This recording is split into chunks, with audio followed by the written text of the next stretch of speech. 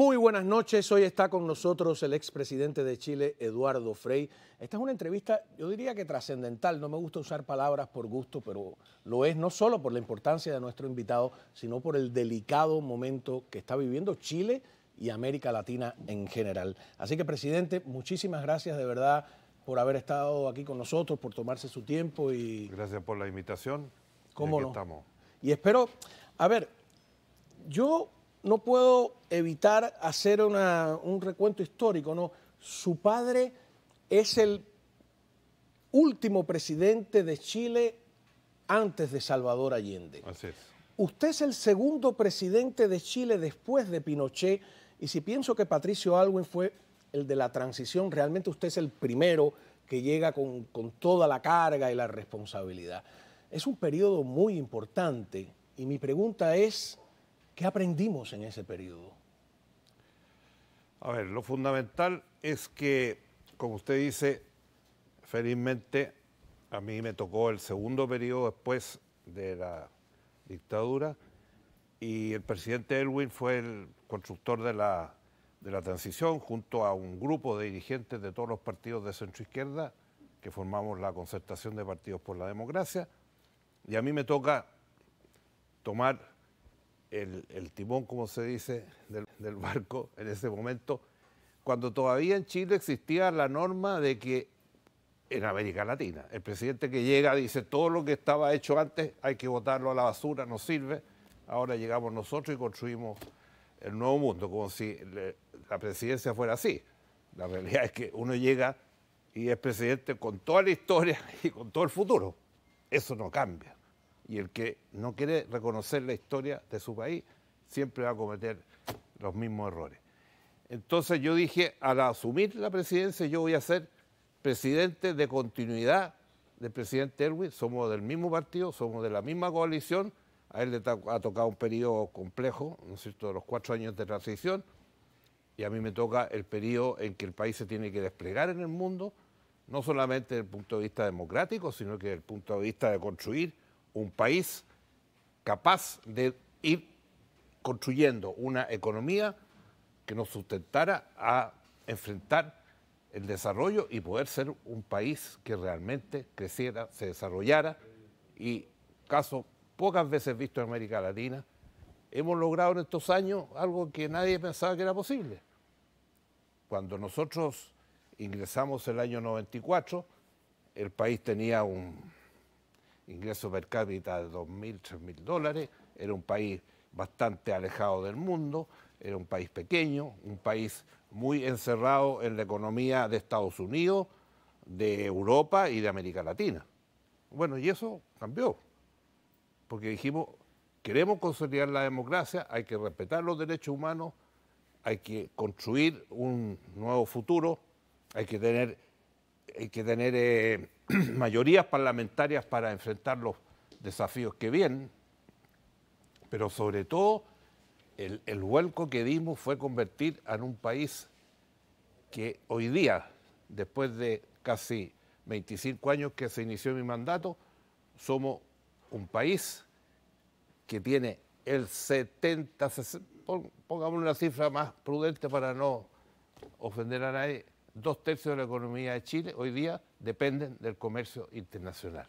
2/3 de la economía de Chile depende del comercio internacional, y en esta época del COVID hemos continuado creciendo a tasas de incluso los primeros años de 2 dígitos, y hoy día tenemos prácticamente el Asia representa para Chile casi el 60% de su comercio exterior, Estados Unidos, que históricamente era el primero, hoy día representa cifras que han ido en los últimos años entre 14 y 18%, suben la tasa de cambio, las exportaciones, y la Unión Europea, que representa aproximadamente 12, 15, 16%. Pero el Asia representa para nosotros sobre el 60% de todo el comercio exterior de Chile, y consecuencia de ello son las inversiones que han ido llegando a nuestro país, y hay países como Japón que ya tienen invertido en Chile en los últimos años sobre $35.000 millones en todos los sectores de la economía, hasta en los sectores sanitarios, en fin, ¿para qué hablar de las cosas que normalmente exportamos? En la minería, que es una gran fuente de ingresos para el país. Hoy día estamos hablando del litio, estamos hablando del hidrógeno verde, todos esos proyectos y esos desarrollos nos permiten continuar en una senda que nos permita estar en el mundo global de hoy día, que no es fácil para un país como el nuestro, que tiene 20 millones de habitantes. ¿Y cómo logra usted llegar a esos acuerdos, que lo respeten, los tratados de libre comercio que a algunos no les gustan y que les molestan? ¿Pone Boric en peligro, el actual presidente, esa exitosa gestión de libre comercio que ha tenido Chile hoy en día? Veo que está haciendo cosas que parecieran, como dice usted, no gustarle. Bueno, hay dos cosas que son claras. Una, cambiar el esquema que Chile tiene de comercio exterior hoy día es casi imposible en 4 años, porque usted tendría que revisar los tratados de libre comercio con los distintos países, las distintas potencias. Se toma 1 o 2 años. Recién modernizamos el tratado con la Unión Europea, nos costó 4 años de negociación. Después hay que llevarlo al Congreso y el 4.º año se terminó el gobierno. Porque De su respuesta me nace... El punto es el siguiente. Él entendió esta realidad, porque a comienzos de año había gente del gobierno que no quería que se aprobara el tratado con la Unión Europea y había gente que no quería que ratificáramos el tratado que teníamos con el Trans-Pacific Partnership, que es el acuerdo internacional de los más importantes del mundo, que Chile fue, junto con Japón, cuando Estados Unidos se retiró, los que llevamos adelante, y eso se firmó el año 2018 y Chile no lo había ratificado. Y ahora, antes de Navidad, Chile ratificó el Tratado de Trans-Pacific Partnership y ratificó el tratado con la Unión Europea, lo que nos da estabilidad también, porque en la Unión Europea había caído bastante en el último tiempo. Por no tener el tratado con la Unión Europea en los últimos años, en el Asia, Japón y Corea eran más que todo el comercio que Chile tenía con la Unión Europea. Pero usted no ha mencionado a China, que hay una preocupación con la influencia creciente de China en Chile, en América Latina en general. Yo sé que usted ha tenido una relación, ¿no?, con China en otro momento, hay que ser también justos, ¿no? ¿Cree que ha cambiado la posición de China y que se justifica quienes ven con cierta reticencia esa presencia de China y de Rusia también en América Latina? Lo digo con toda claridad. Chile es un país pequeño, somos 20 millones, no somos potencia mundial en nada. En lo único que somos potencia mundial es... En cobre. En cobre, pero tenemos otros países que también lo tienen. Somos potencia mundial en todo lo que es astronomía. Tenemos los mejores centros mundiales de astronomía. Incluso tenemos el centro de astronomía que es radioastronomía, que es el más grande del mundo. Y hoy día se están instalando 3 o 4 telescopios los más grandes del mundo, porque los cielos de Chile son los más limpios. Tienen grandes vinos. Grandes vinos, pero... Tienen... Pero lo que yo quiero decir es que un país de 20 millones de habitantes tiene que tener la mente abierta. Nosotros no nos podemos dejar llevar por nadie. Nosotros tenemos que tener la libertad para negociar nuestras posturas, para negociar nuestros productos, para comerciar con el mundo, para recibir inversiones con absoluta libertad. Porque si no, nosotros, yo cuando inicié, ya que me plantea China, se lo digo de inmediato, a mí me tocó iniciar en APEC, me tocó como presidente de Chile ingresar a APEC el año 94 en Indonesia y sentarme al lado del presidente Jiang Zemin, que acaba de fallecer a los 96 años. Con él iniciamos las negociaciones para un tratado de libre comercio que se firmó posteriormente cuando yo había terminado mi periodo, pero ahí iniciamos. Y en Chile me decían, usted tiene que ponerle las condiciones y si no le acepta las condiciones, no firma nada. Era bien fácil decirlo sentado en Santiago de Chile, pero decírselo al presidente de China no era tan fácil. Entonces, Chile ha tenido acuerdos con todos los países del mundo, si tenemos acuerdos con más de 68 países, con más del 75% del PIB mundial, con casi el 80% de la población mundial. Nosotros no nos podemos dejar, digámoslo así, amedrentar por nadie y respetar lo que hemos firmado y los acuerdos que tenemos para poder competir en el mundo, porque si no, un país pequeño como el nuestro, ¿qué hace? Lo que yo no entiendo, y mucha gente no entiende, es por qué el éxito de Chile es inocultable. Yo recuerdo en la década del 70 el régimen castrista hacía propaganda y ponía a los niños con las barrigas infladas de parásitos de Chile, la pobreza, la miseria. Lo cierto es que Cuba sigue en la miseria y Chile avanzó, progresó, llegó a tener en algún momento, no sé si todavía lo mantiene, el número más alto en el mundo de ascendencia social, o sea, las personas de movimiento social y los números respaldan un éxito económico. ¿Por qué entonces tanto descontento? ¿Por qué tantas protestas? ¿Por qué tanta inconformidad? ¿Qué es lo que ha pasado en Chile? Bueno, ese es un hecho real. Lo que usted está señalando es un hecho real. Chile, como le decía, el año 94, 90, cuando retornamos a la democracia, poco tiempo después asumí yo, tenía un ingreso per cápita que no era más de $3.000. Y hoy día tenemos un ingreso per cápita que está en el orden de $27.000. Tenemos yo no conozco un país latinoamericano con el éxito de Chile. No existe. Es el primer ingreso per cápita, no sé, la última cifra depende del valor del dólar. Después del COVID ha habido muchos cambios con las cifras, en fin, Claro. Las monedas suben y bajan con gran velocidad, aunque ¿qué hace Chile para cambiar su nivel de la tasa de cambio? Imposible, eso se hace en otro escenario. Entonces, evidentemente que había un cambio social, que había una clase media ascendente importante en el país. Movilidad social, no, que sería el término correcto. Evidente, pero no hemos solucionado todos los problemas. No vamos a pretender decir que somos los campeones del mundo. Pero sí, Chile nunca había tenido esta posición del primer ingreso per cápita de Latinoamérica. Pero habían problemas sociales, pero estábamos bajando la tasa de desempleo, empezamos a crecer. Fíjense que este año último, después de todas las crisis que hemos tenido, primer año después de 31 años que no teníamos el crecimiento tan bajo, después de 31 años y estamos hoy día prácticamente con 2 trimestres ya bajo. Presidente, me disculpa. Entonces, ir a una pausa comercial. Perfecto. ¿No? Queremos tener éxito económico en el canal también, ¿no? Nosotros. Y los comerciales son importantes. Pero la conversación con usted es muy interesante y quiero hablar un poco de lo que está pasando ahora mismo y ahondar en esa, si hay alguna conspiración, que están de moda las conspiraciones, detrás de las manifestaciones tan violentas que a algunos le parecen injustificadas en Chile. Regresamos, estamos hablando con el presidente Eduardo Frei.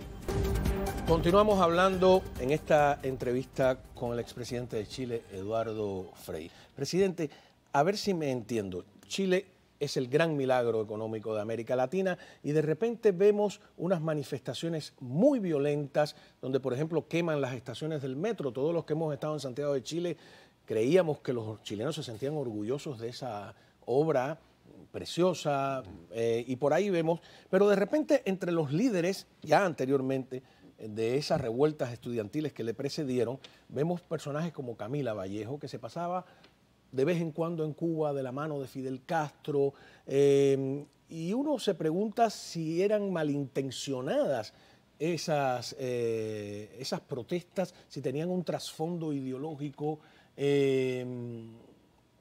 ¿Cómo la ve usted desde adentro? Porque nosotros lo vemos desde afuera, ¿no?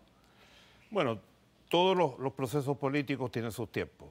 Aquí el hecho central es que durante muchos años, y eso es una falla que tuvo el sistema chileno, no haber hecho un cambio constitucional. A pesar de que entre el año 90, cuando asume el presidente Erwin, hasta el año 2010, tuvimos más de 200 reformas que cambiaron absolutamente la Constitución. Ya no era la Constitución de Pinochet. Exactamente, más de 200 reformas. A mí me tocó hacer la reforma de la justicia completa después de 100 años. Se cambió todo el sistema judicial, se nombraron de todos los nuevos y ahí se pudo hacer los procesos de derechos humanos que estaban atrasados, si no se habían podido hacer. Pero aquí se trata de un movimiento que precede todo este cambio constitucional, porque Chile lo estaba esperando. Y en todos los gobiernos lo presentamos. Incluso la presidenta Bachelet, el año que estuvo en su segundo periodo, en 2014-2018, también planteó un proyecto que no fue acogido por los parlamentarios. En fin, Entonces esto se fue arrastrando y arrastrando y arrastrando. Además había un problema de desigualdad, lógicamente como hay en todos los países de América Latina.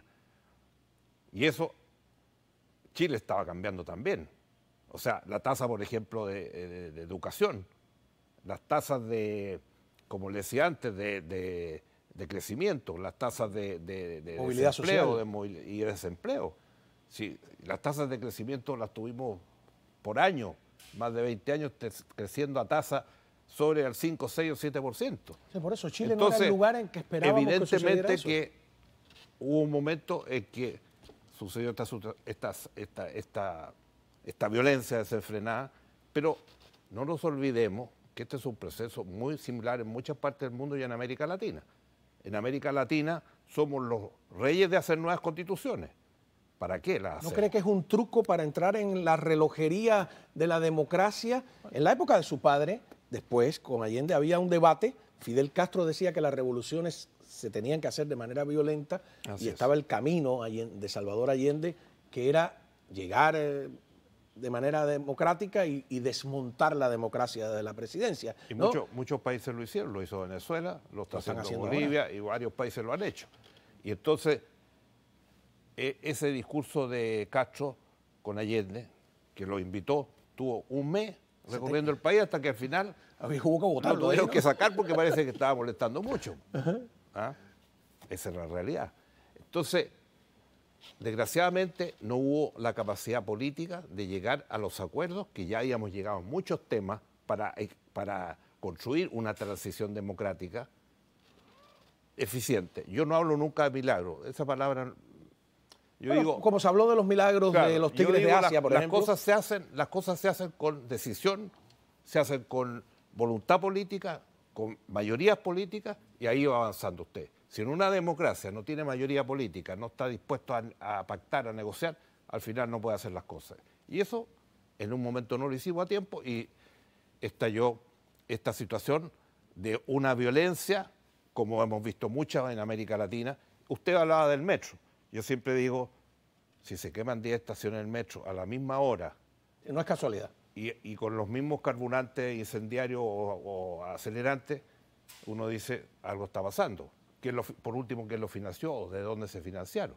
Y esto se repite en muchos países de América Latina y en otros países del mundo también. Entonces, el gran test que estamos viviendo hoy día es el test de la nueva Constitución. Ahí se está jugando el futuro del país, si vamos a ser un país democrático, si vamos a ser un país que tiene sus poderes del Estado definidos claramente, que sea un país unitario, que sea un país que quiere avanzar en la regionalización. ¿Por qué? Porque después del estallido y después de toda la violencia que hubo con el estallido en todas las ciudades de Chile, se logró el acuerdo entre todos los partidos para hacer una nueva constitución. Y esa constitución se hizo de mal manera. Se hizo de tal manera mal que el 4 de septiembre pasado casi el 60 y tantos % de los chilenos la rechazó. Los pueblos originarios, más del 75% votó en contra de eso, porque también estaban asustados. Se supone que los favorecía. Los favorecía. Yo me tomé el trabajo de leer la Constitución, y le digo trabajo porque era de verdad insoportable, parecía más bien un manifiesto de intenciones que una Constitución seria. El pueblo la ha rechazado. El presidente Boric en estos momentos no ha terminado su primer año de mandato y tiene en las encuestas unos números bajísimos de popularidad. La población lo rechaza. ¿Cree usted que el presidente termine su mandato o está en veremos? No, Chile es un país democrático. Él tiene su mandato de 4 años. La situación que tiene ahora es precisamente, y tiene mucho que ver con el tema de la Constitución, porque el gobierno se jugó mucho por el texto aprobado por los convencionales, que era un proyecto desastroso para Chile y nos iba a llevar a lo que ha llevado muchos países del mundo y América Latina. Y en eso usted tuvo el coraje de señalar eso a tiempo, sí, cuando muchos tenían temor. Le podría mostrar la declaración que tuve que hacer porque era indispensable que la gente... Y uno cuando es presidente de Chile, ha sido presidente de Chile, presidente del Senado, 20 años senador, he ocupado múltiples cargos en el ámbito internacional, he estado en el Asia como embajador especial, en fin, tiene que decir como piensa. sin medir las consecuencias. Y yo me la jugué completamente que esa constitución nos llevaba a la debacle, era una constitución que nunca habíamos vivido, suprimía el Poder Judicial, quitaba los poderes del presidente, debilitaba el sistema legislativo, construía un sistema, muchos sistemas que eran imposibles en la práctica, construir un sistema para avanzar en la regionalidad. ¿El concepto de que era Chile como país también? También, es una lógicamente. Cosa loquísima. Y como le decía, hasta los pueblos originarios la rechazaron, porque ellos se sintieron también amenazados, y muchos chilenos se sintieron amenazados. Entonces, la teoría de refundar el país, por eso le dije hace un rato, los que creen que llegan al poder, y eso nos pasa en América Latina constantemente, nos ha pasado a nuestros vecinos también. ¿Qué es lo que ha pasado con nuestros vecinos?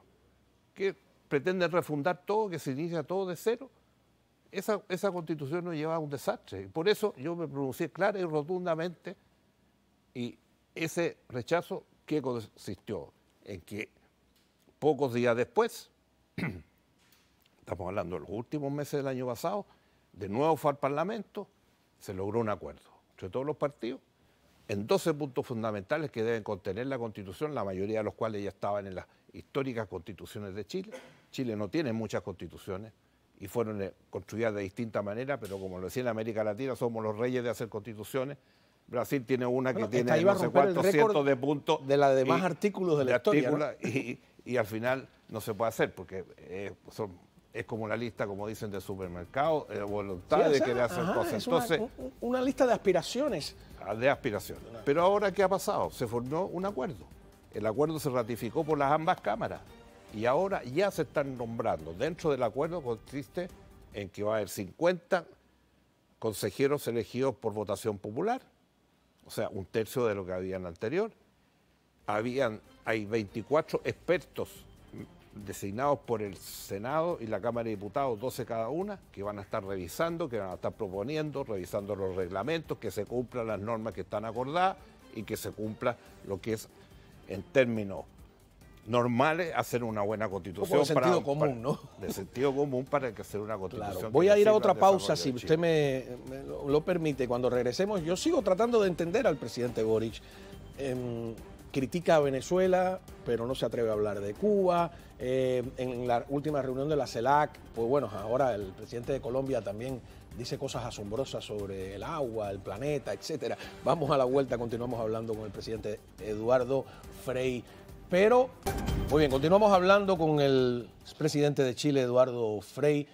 Quiero poner una declaración de la canciller de Perú que responde a los gobiernos que apoyan a Castillo, porque acabamos de escuchar a la presidenta de Honduras, que es un doble rasero, ¿no? Condenan la violencia en Brasil, pero aplauden la violencia en el Perú. Adelante.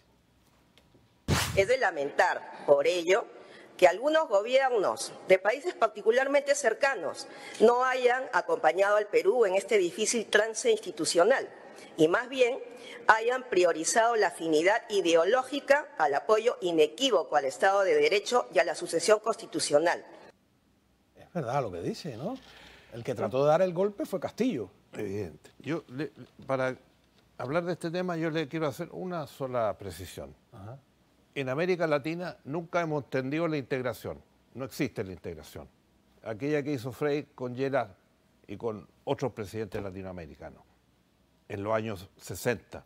Ahí se fundó el Pacto Andino, que es una de las pocas instituciones realmente que ha ayudado, que funciona, que activa en América Latina. Bueno, ¿por qué? Porque las cumbres, siempre en cada gobierno, en cada etapa han habido, en mi tiempo nos tocaban como 6 al año, la cumbre de Brasil, de Río se llamaba, etcétera. Porque se hacen cumbres políticas y no se hacen cumbres para hacer la integración de verdad que necesitamos.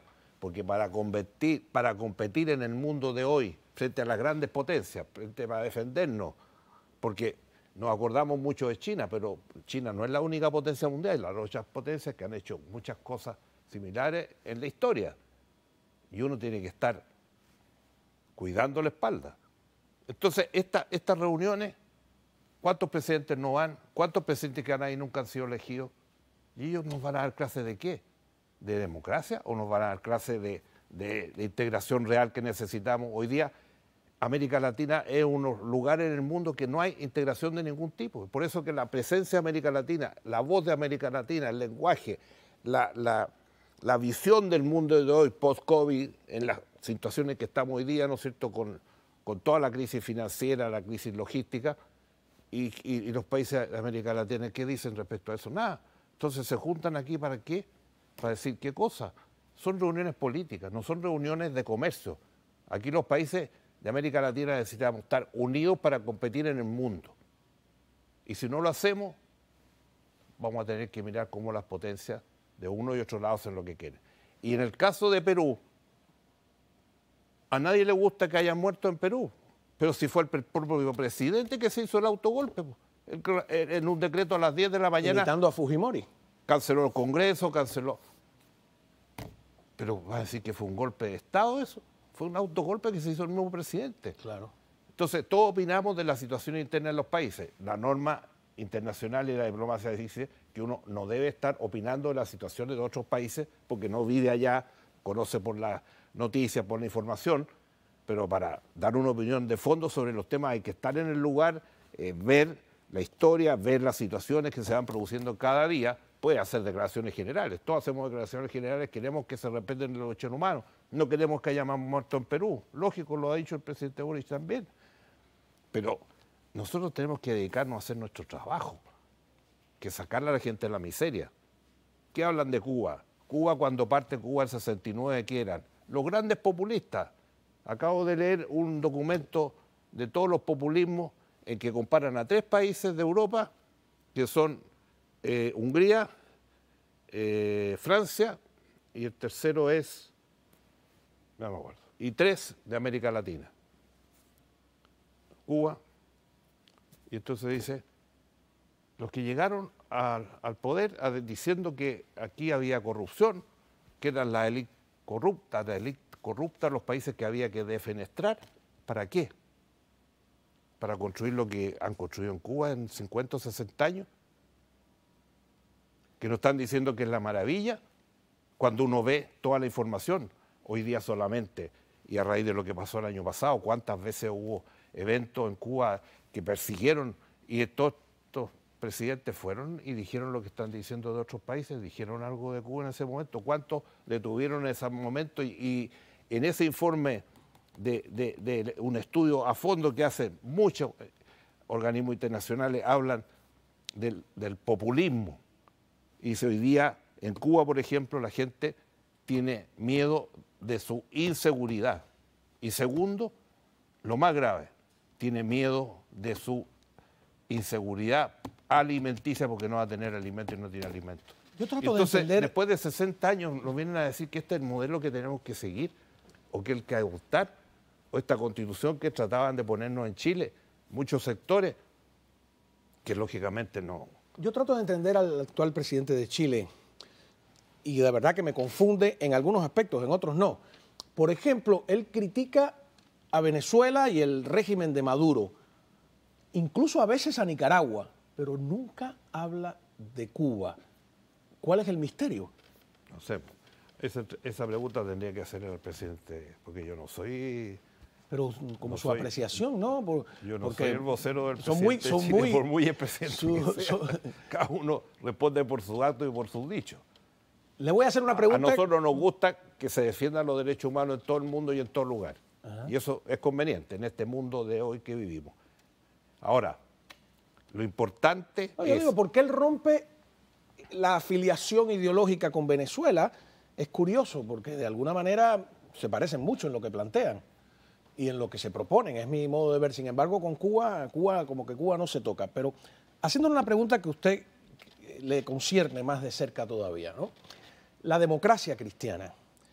Desde su padre hasta hoy, la democracia cristiana, hay algunos que creen que ha ido desapareciendo. Ha perdido fuerza, en general en América Latina y en Europa también. ¿Qué hace un demócrata cristiano de corazón real o en el contexto de hoy? O en Chile, ¿qué puede hacer la democracia cristiana? La democracia cristiana es un partido de centro-izquierda, tiene que seguir trabajando. Tuvo una Junta Nacional hace pocos días y ha reiterado que para las votaciones del nuevo referéndum para la nueva constitución, que ya que vamos a tener otra, las fuerzas políticas tienen que definirse y ya se ha definido centro-izquierda, algo similar a lo que hicimos. ¿Usted se sigue sintiendo demócrata cristiano? Sí. Sí. Yo entré a la democracia cristiana el año 57, 58, o sea, saque la cuenta de tanto. O sea, soy 60 y tantos años de militancia. militante. Ya tengo 80 años cumplidos, a esta etapa de la vida no cambio ni de señora ni de partido. Muy bien, pues vamos a una pausa. Pero, cuando regresemos, ¿dónde puede usted conversar directamente con el presidente Eduardo Frei? Se lo vamos a decir a la vuelta. Dígame. Le puedo decir una cosa, usted dice, ¿qué hace usted? Yo sigo trabajando en todo lo internacional, sigo planteando los temas que son de interés de Chile.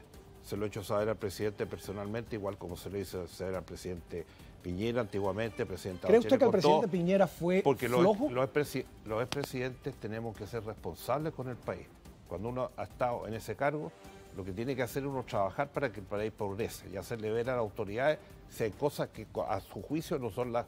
Y yo se lo he hecho ver claramente y espero seguirlo haciendo para... Que me regalen un minuto para antes, que le vaya bien, antes de ir a la pausa. Algunos creen que la firmeza que le sobró a usted con el tema de ese plebiscito para una nueva constitución le faltó al presidente Piñera, sin ánimo de que usted hable mal de un colega, ¿no? A la hora de enfrentar la violencia. ¿Está de acuerdo con esa apreciación? Es muy difícil decirlo porque fue un periodo muy complejo. Prácticamente el país entero se desbordó.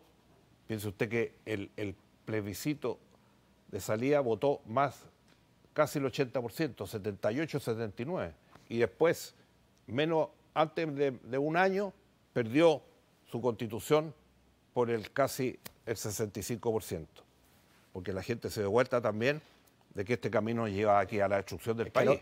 Era un disparate demasiado obvio de alguna manera. Regresamos enseguida, continuamos hablando con el presidente Eduardo Frei. Y recuerde, si usted quiere conversar con él personalmente, se lo vamos a decir. Hemos estado hablando con el presidente de Chile, Eduardo Frei. Se suma a nuestra mesa Carlos Díaz Rosillo, que fue director de política de la Casa Blanca, director de Adam Smith Center, que es el Centro Adam Smith por la Economía Libre, que tiene su sede en la Universidad Internacional de la Florida. Te tengo que felicitar de verdad, porque estás haciendo un esfuerzo tremendo para traer acá pues, a personajes que encarnan la historia viva de América Latina, expresidentes, exembajadores, también presidentes en funciones. Sé que mañana vas a tener a Mike Pence. Así es. O sea, que en un momento tremendo, ¿no? Con todo lo que ha sucedido. Si pudieras contarnos qué tienes en la agenda y cuándo se puede conversar, estoy seguro que el público va a querer hablar directamente con el presidente Frei. Claro que sí. Buenas noches, Juan Manuel. Hoy comenzamos la programación de la primavera con el candidato presidente de Paraguay, Santiago Peña, que por cierto va a estar esta noche en el programa de Marián, no se lo pueden perder. Marián de la Fuente. Así es. 10:30. A las 10:30. Mañana tenemos al vicepresidente Mike Pence, va a hablar de su tiempo en la Casa Blanca. Me imagino que le vamos a preguntar el tema de los documentos. Papeles, ¿no? Claro, esos temas... Se lo preguntarán los estudiantes, ¿no? No, se lo voy a preguntar yo. ¿Ah, sí? Directamente. Qué bien. Directamente. El lunes tenemos la presentación del libro de Orlando Gutiérrez. Ajá. Y el próximo lunes, el 6, tenemos la presentación del grupo de invitados que vamos a tener este semestre. El presidente Frei va a estar con nosotros, el presidente Uribe de Colombia, la ex vicepresidenta del Parlamento afgano, una mujer que cuando llegó el Talibán la mandaron a sacar por ser mujer, va a estar con nosotros, y la ex directora del Departamento de Planificación del Departamento de Estado de Estados Unidos hasta hace 2 años. O sea que esto forma parte ya de los cursos en los que pueden participar los estudiantes. Así es. Son cursos 8 semanas, 8 clases cada uno, clases magistrales. Hablan del liderazgo, de O sea que el presidente Frei va a tener 8 clases. 8 clases. Ah, pero eso es un lujo. Un lujo. Pero eso sí es solo para los estudiantes de FAYU. Eso es solo para los estudiantes de FAYU. O sea tenemos que eventos públicos los como... padres que están viendo esto pueden decirle a sus hijos, mira, tienes esta oportunidad. Por supuesto, totalmente gratis. Ajá. Pero es limitado también, ¿no? Es limitado. Queremos limitarlo para que los sé, presidentes... 25, 30, 24. Para que puedan tener un contacto directo con estos personajes que han sido importantísimos en sus países y puedan conocerlos bien. Qué bien. Ahora, presidente, gracias a Carlos, por aquí han pasado pues varios presidentes, embajadores, y casi todos me han dado una queja que yo quiero saber si usted la comparte, a lo mejor tiene una experiencia distinta, que Estados Unidos no parece prestarle la suficiente atención a América Latina. ¿Es una percepción falsa o real? Totalmente real. No solo la comparto, sino que por eso vine acá. El año pasado, hace un año, me invitó Carlos para participar en una conferencia online. Yo estaba en Chile, o sea, a varios miles de kilómetros, y conté cuál había sido el programa de internacionalización de Chile, y después me hicieron 1 hora y media de preguntas, y ahí parece que lo hice relativamente bien, así que ahora me han invitado y extraordinariamente bien. Y ahora tengo 8 temas para desarrollar, en que toco los temas que construimos en nuestro país, en mi gobierno, en los gobiernos de los últimos 30 años. Tengo un tema, por ejemplo, que es fundamental, la participación público-privada, que hice en mi gobierno con las concesiones, en todo tipo de concesiones, podría hablar horas de eso, porque eso le cambió la vida también, el rostro de la infraestructura de Chile, y sigo siendo presidente del Consejo de Política de Infraestructura de Chile con el sector privado, con el sector público, porque así se hacen las cosas en el mundo hoy día, y así lo hacen los asiáticos, y si no aprendemos de eso vamos a seguir siendo atrasados y subdesarrollados. Entonces, yo felicito esta iniciativa, porque yo conocí la política exterior de Estados Unidos cuando mi padre fue presidente, y yo conocí en esa época a un señor que se llamaba, lo conocí porque llegaba a la casa de mi padre vivía en su casa, no hay, como decía en la conversación anterior. Sí, no está en el Palacio de la Moneda. No hay casa presidencial, yo tampoco tuve Los casa. presidentes de Chile viven en sus casas. Entonces, en la casa de mi padre yo conocía a Beryl Harriman, que era un encargado llamado embajador especial de Estados Unidos, cada 2 o 3 veces al año llegaba a Chile. Y mi papá siempre se quejaba, tengo muy buenas relaciones con el presidente, pero uno ve como que la mirada de Estados Unidos llegaba como al gran charco, digamos, y ahí para abajo pasaba poco. O las preocupaciones están con Cuba, con Venezuela ahora, pero... Ni tanto con Cuba, parecen pero no entenderla. Yo le echo de menos, y también lo tuvimos en nuestro tiempo, echo de menos una visión de Estados Unidos hacia América Latina, que necesitamos.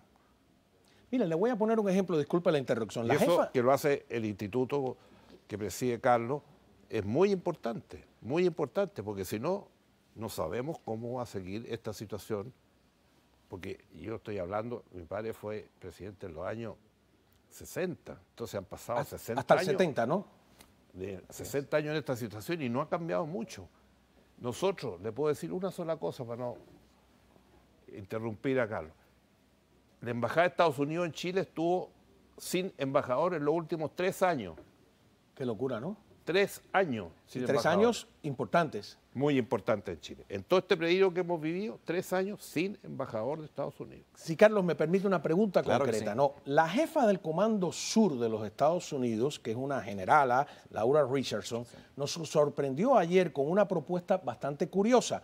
Dijo que los 9 países, parece que ellos tienen contabilizado que hay 9 países de América Latina que tienen armas rusas o soviéticas, que se las entreguen a Ucrania y que Estados Unidos a cambio pues va a reponer esas armas con parque moderno norteamericano. Entonces nosotros nos hemos quedado un tanto sorprendidos porque los países que tienen armas soviéticas mayoritariamente son Cuba, Venezuela, Nicaragua, Perú tiene armas también, son 9, ¿no?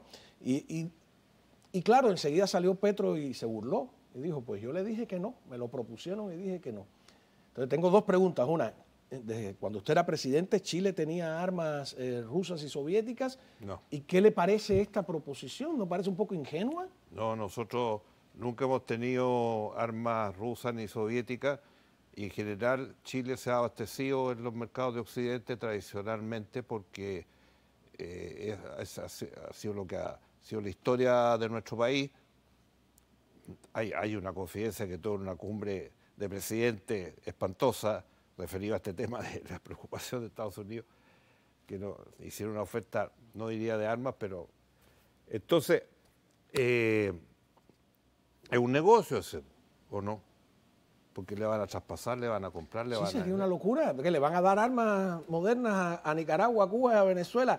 A cambio, yo no entiendo nada. Vamos a una pausa y cuando regresemos, pues Carlos nos va a reiterar dónde se puede hablar con el presidente Frey, dónde se puede hablar con Mike Pence mañana, dónde se puede hablar con todas las personalidades que su instituto, Adam Smith Center, está trayendo.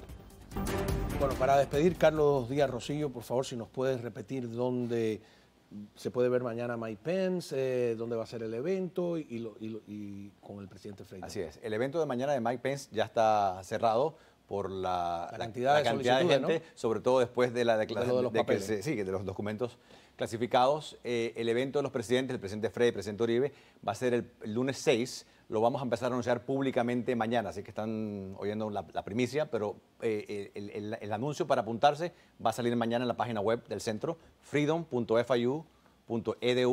Ahí va a estar para apuntarse, abierto al público totalmente, el lunes 6. El lunes a las 6. 4 de la tarde. Bueno, muchísimas gracias, Carlos. Gracias a ti, de siempre. verdad. Presidente, una cosa que no puedo antes de terminar. Me encantaría llegar a los 80 años con su energía, con su clarividencia, con sus ganas de seguir dando guerra, ¿no? Sí, que es importante en un momento en que a seguir. Chile necesita. Además que yo he llegado a una situación en mi vida en que tengo la tranquilidad para decir lo que pienso. Porque así creo que puedo cooperar con todo lo que he vivido con mi padre, con mi presidencia, 20 años senador, presidente del Senado, ahora en actividades público-privadas. Esa experiencia tengo que transmitírsela a las nuevas generaciones. Y como ahora las nuevas generaciones dicen que todos los viejos se vayan porque ya no sirven, en el Asia, mis ex colegas se lo llevan de nuevo a los ministerios. O sea, y en lo contra nombran de la historia, ¿no? Se lo llevan en mérito y siguen trabajando. Desde antes de la Revolución Agrícola, pues la tribu se reunía en torno a los mayores, claro, que tenían la sabiduría para escucharlos. Así que muchas gracias a ambos por haber estado aquí. Usted recuerde ya que tiene en FIU, pues, digamos que un tanque de pensamiento importante para dar la batalla por la libertad, por la democracia, que está en peligro en América Latina y algunos consideran que también aquí muy cerca. A continuación, TN3, buenas noches.